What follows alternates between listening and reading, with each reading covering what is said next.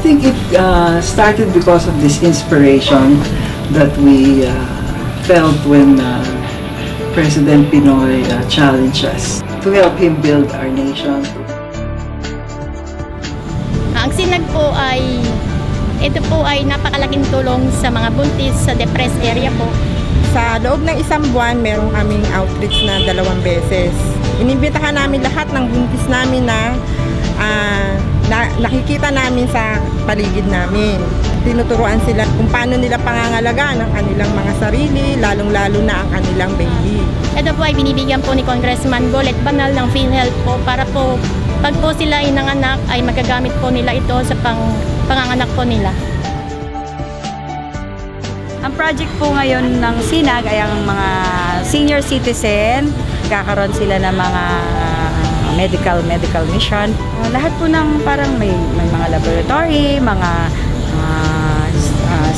bone scanning, mga opta, dental, lahat po ng medical para ibinibigay nila sa mga senior citizen.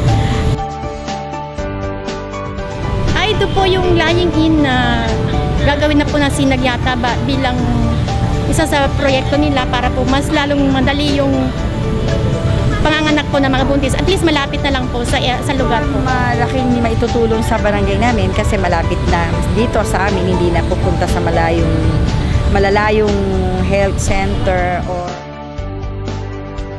I think clearly hope became more prominent.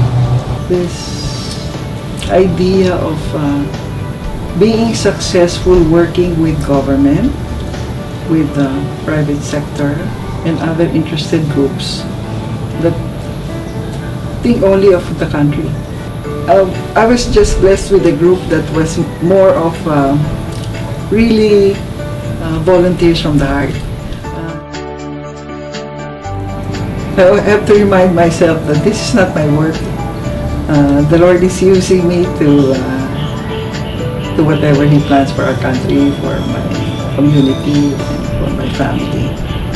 Even if we try hard, it's really the Lord that blesses us and blesses the work. So we must be in tune with His plan for us, for our country, and then He takes care of the rest.